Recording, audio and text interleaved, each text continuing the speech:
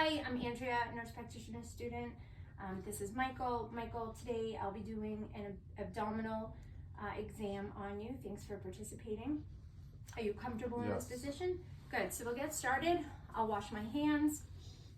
And first starting with inspecting the abdominal area, looking at color, noting jaundice, any erythema, bruising. I'm looking at the shape and contour of his stomach. Is it flat, round, protuberant? Also looking for any peristaltic waves or abnormal pulsations of the aorta, and also noting any enlarged areas, possibly due to masses or enlarged organs. Next, moving on to auscultation. I'll be auscultating each of the 4 quadrants, listening for vowel sounds, starting at the right lower quadrant, moving up to the right upper quadrant, left upper quadrant, and left lower quadrant.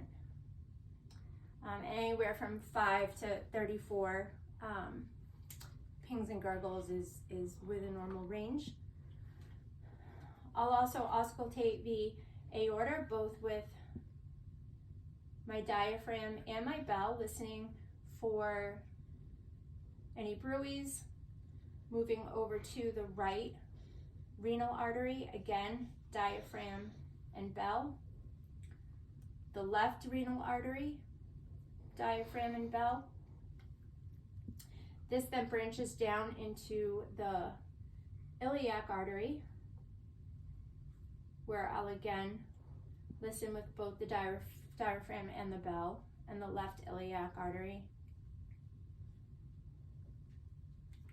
and the femoral artery.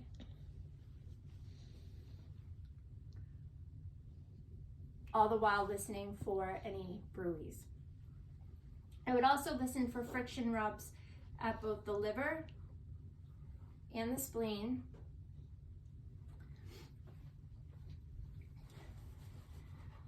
Moving into percussion, I will again percuss each of the 4 quadrants of the abdomen, expecting tympanic sounds here, as these are mostly air and gas-filled organs. I would also percuss for the liver span at the right midclavicular line. I'm starting at just about the umbilicus and moving upwards from an area of tympany to dull, looking for that lower border of the liver.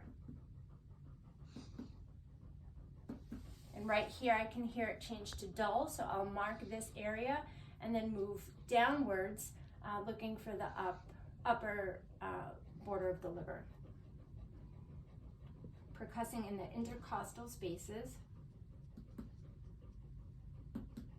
And here it changed from the tympanic sounds of the lungs into the dull sound of the solid organ of the liver.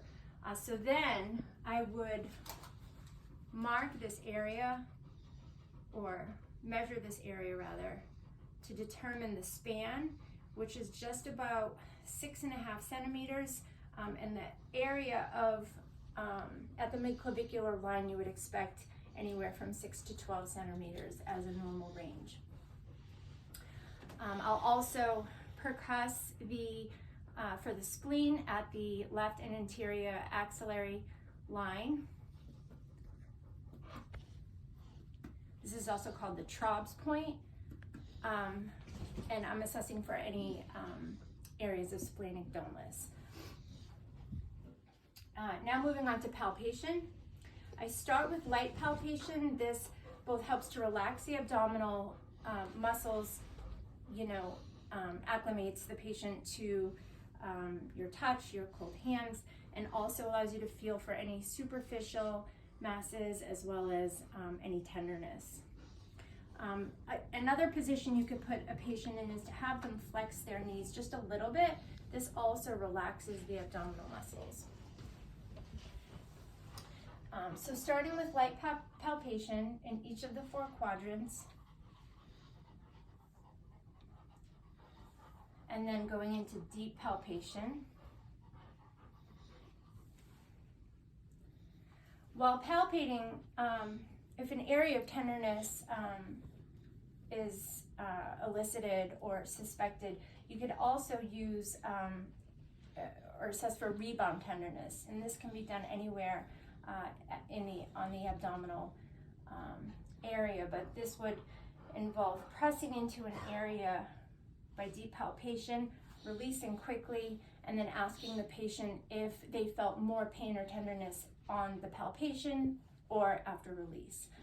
So that's rebound tenderness.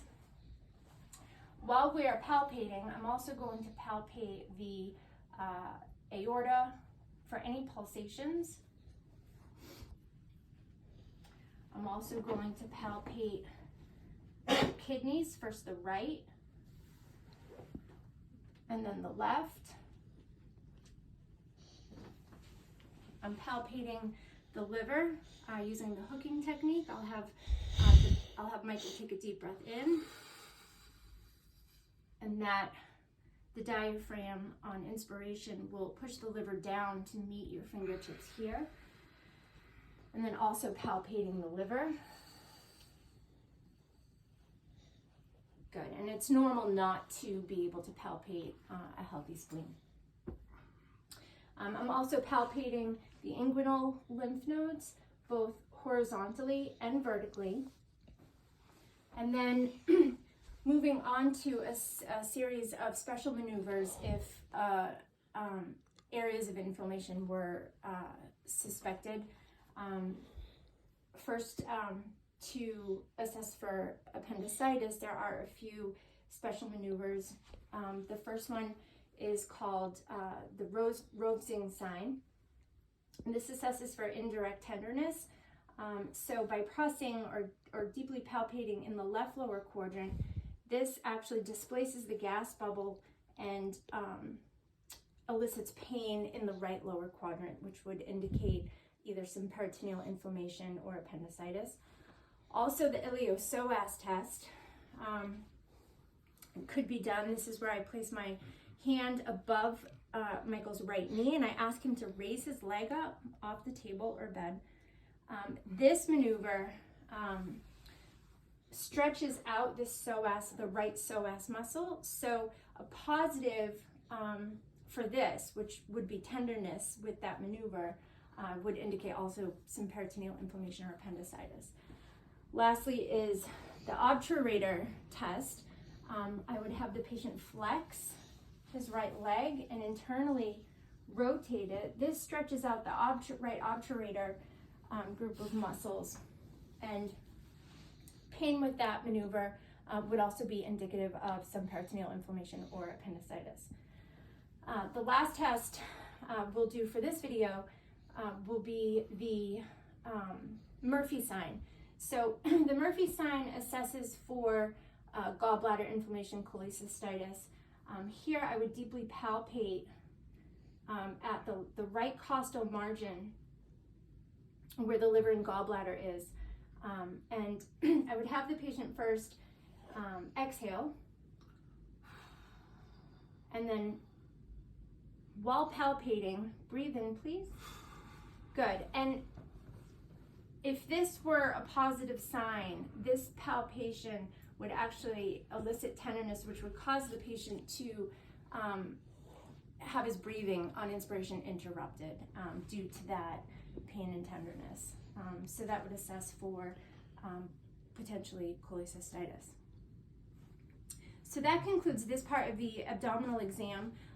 We would end it with a rectal exam. For this, I could have the patient either roll to a side-lying position or stand at the edge of the exam table, leaned over with his hips flexed, really whichever way the patient is more comfortable. I would then assess the perianal area, and with a lubricated and gloved finger, I would perform a digital rectal exam. And that concludes the abdominal exam today. Thank you so much for participating.